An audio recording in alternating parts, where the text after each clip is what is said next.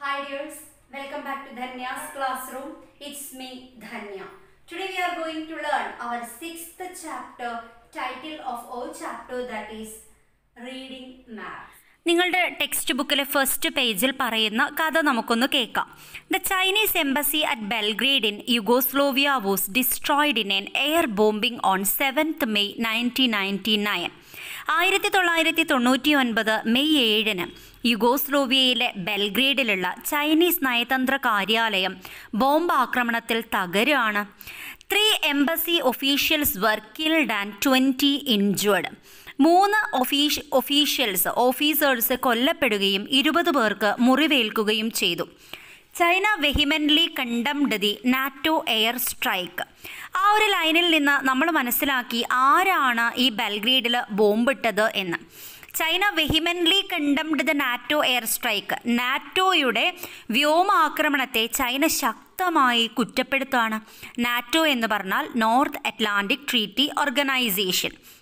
Following this, the NATO military chief expressed regret on their error. അതിനെ തുടർന്ന് നാറ്റോയുടെ സൈനിക മേധാവികൾ തങ്ങൾക്ക് പറ്റിയ അബദ്ധത്തിൽ ഖേദം പ്രകടിപ്പിക്കുകയുണ്ടായി. The mission had misfired as they were using a map that had not been updated.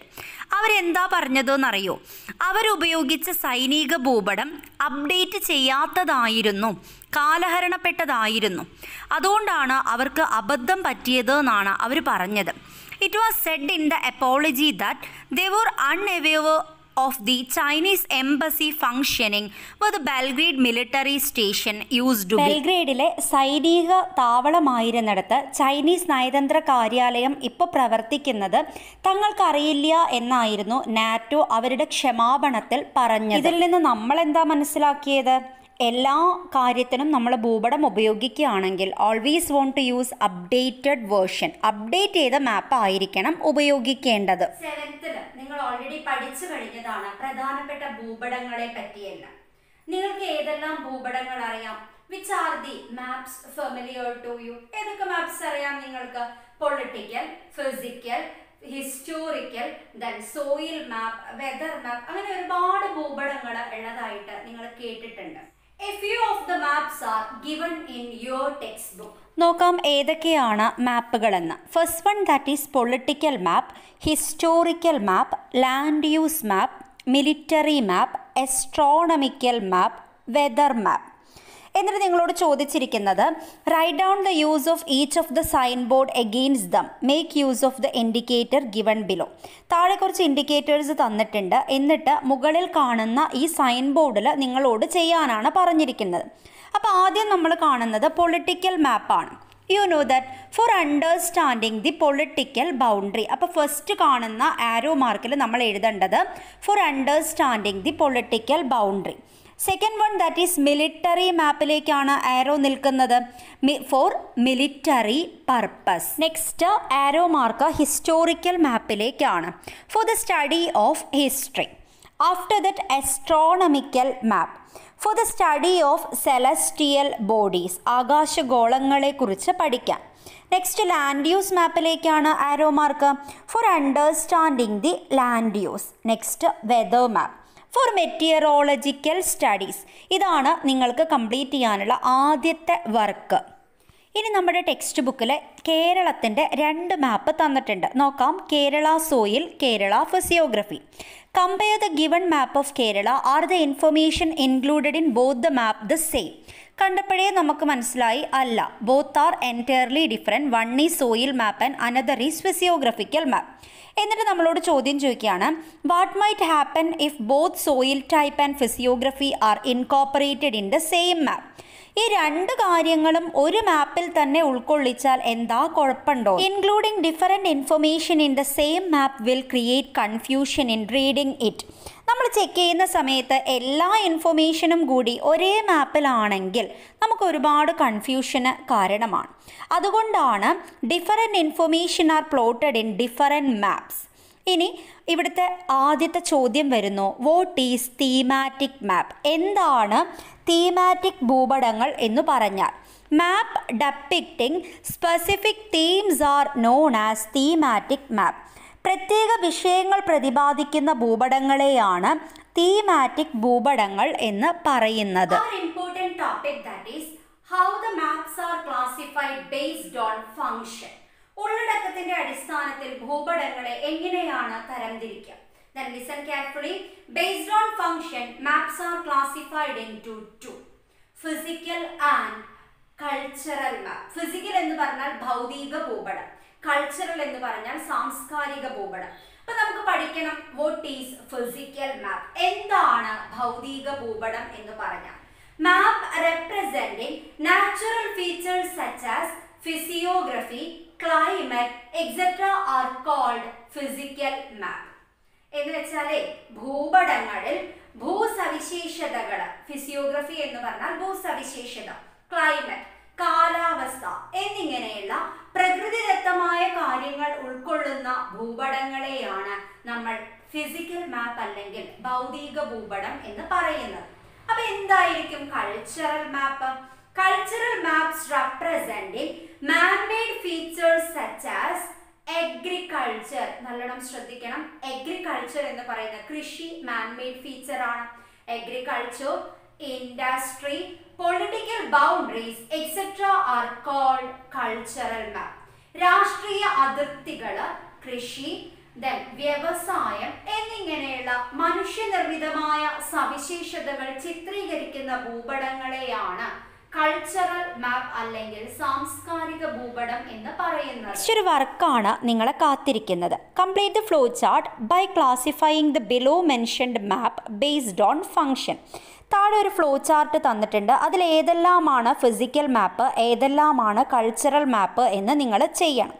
First നമുക്ക് ഏതൊക്കെയാണ് ഫിസിക്കൽ മാപ്പ് എന്ന് നോക്കാം. ഫസ്റ്റ് സോയിൽ മാപ്പ്, ആസ്ട്രോണമിക്കൽ മാപ്പ്, ക്ലൈമറ്റ് മാപ്പ്, ഫിസിയോഗ്രഫിക്കൽ മാപ്പ്, നാച്ചുറൽ വെജിറ്റേഷൻ, വെതർ മാപ്പ്. ഇത്രയാണ് ഫിസിക്കൽ മാപ്പിൻ്റെ കാറ്റഗറിയിൽ പെടുന്നത്. കൾച്ചറൽ മാപ്പിലോ പൊളിറ്റിക്കൽ മാപ്പ്, അഗ്രികൾച്ചറൽ മാപ്പ്, മിലിറ്ററി മാപ്പ്, ഇൻഡസ്ട്രിയൽ മാപ്പ്, land use മാപ്പ്, historical മാപ്പ്.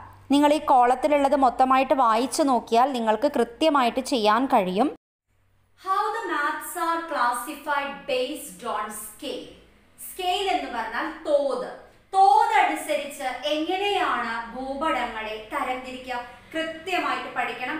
10ാം ക്ലാസ്സിൽ നിങ്ങൾക്ക് 4ാമത്തെ chapter പോലും ഈ ഭാഗത്തിന്റെ തുടർച്ചയാണ്. അതുകൊണ്ട് ഇപ്പൊ നിങ്ങൾ ഇത് നന്നായിട്ട് മനസ്സിലാക്കണം. Our topic classification of map based on scale. Based on scale, we can divide the maps into two. Which are that? Small scale map and large scale map. Small scale എന്ന് പറഞ്ഞാൽ ചെറിയ തോത് ഭൂപടം, large scale വലിയ തോത് ഭൂപടം. Map showing only the important information of a large area.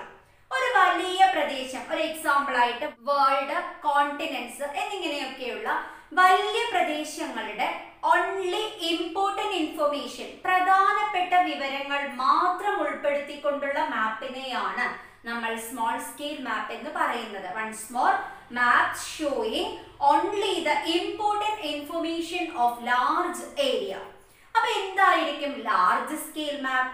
Maps representing detailed information of a small area.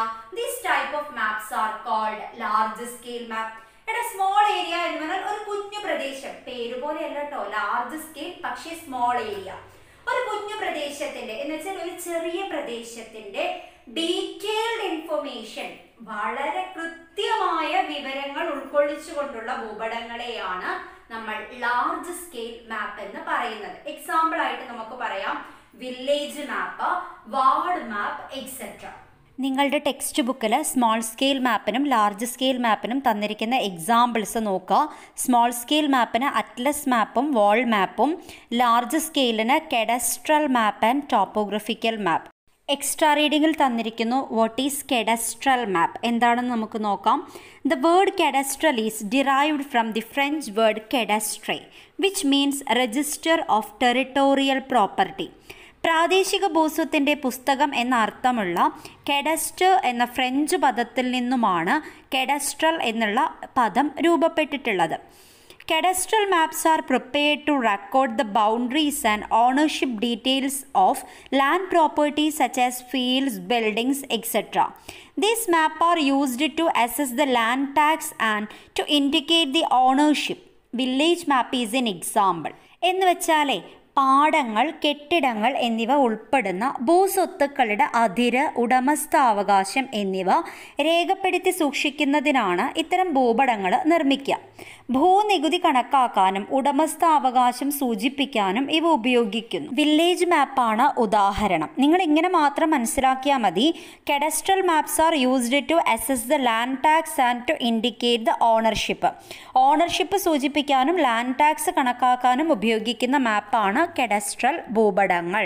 Next ഏറ്റവും പ്രധാനപ്പെട്ട ഒരു ടോപ്പിക്കാണ് ടോപ്പോഗ്രഫിക്കൽ മാപ്പ് എന്ന് പറയുന്ന extra reading column. Topographical map are prepared based on comprehensive land survey.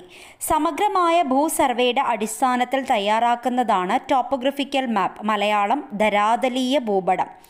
These maps show both natural and man-made features in detail. പ്രകൃതിദത്തവും മനുഷ്യനിർമ്മിതവുമായ എല്ലാ സവിശേഷതകളും വളരെ വിശദമായി ചിത്രീകരിക്കുന്ന ഭൂപടങ്ങളാണ് ഇവ. Detailed information on relief, topography, reverse, forest, agricultural land, town, means of transport and communication, settlement etcetera are indicated in topographical map. Relief എന്ന് പറഞ്ഞാൽ ഉയരം, ഒരു പ്രദേശത്തിൻ്റെ ഉയരം, ഭൂപ്രകൃതി, നദികൾ, വനങ്ങൾ, കൃഷിയിടം, പട്ടണം, എല്ലാ കാര്യങ്ങളും മനുഷ്യനിർമ്മിതവും പ്രകൃതിദത്തവുമായ എല്ലാ കാര്യങ്ങളും ഉൾക്കൊള്ളുന്നതാണ് ധരാതലീയ ഭൂപടം. Which are the major directions? നിങ്ങൾക്കറിയാം, നിങ്ങൾ ചെറിയ ക്ലാസ്സിലെ പഠിച്ചതാണ്. ഏതെല്ലാമാണ് ഒരു ഭൂപടത്തിലെ പ്രധാനപ്പെട്ട ദിശകൾ? നമുക്ക് നോക്കാം. First that is north. ഇവിടെ ഞാൻ വരച്ചു വെച്ചിട്ടുണ്ട്, കൃത്യമായിട്ട് നോക്കുക. ഇത് നോർത്ത്, വടക്ക് ഭാഗം. Then here that is south. Then here east, കിഴക്ക്. ദെൻ ഹിയർ വെസ്റ്റ്, പടിഞ്ഞാറ്. Then in between also some lines are there. Then here this is northeast.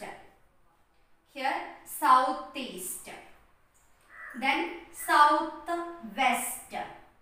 Then northwest. These are the major 8 directions. ഈ ചാപ്റ്ററിന്റെ ബാക്കി ഭാഗം നമുക്ക് അടുത്ത ക്ലാസ്സിൽ discuss ചെയ്യാം. Then if you like my class, don't forget to like, share, comment and subscribe my channel. Subscribe ചെയ്യുന്ന സമയത്ത് തൊട്ടടുത്ത് കാണുന്ന ബെൽ ബട്ടൺ കൂടി ക്ലിക്ക് ചെയ്യാൻ മറക്കരുത്. എങ്കിൽ മാത്രമേ ഞാൻ അപ്ലോഡ് ചെയ്യുന്ന ക്ലാസ് നിങ്ങൾക്ക് കൃത്യമായിട്ട് കിട്ടുകയുള്ളൂ. Thank you for watching my class.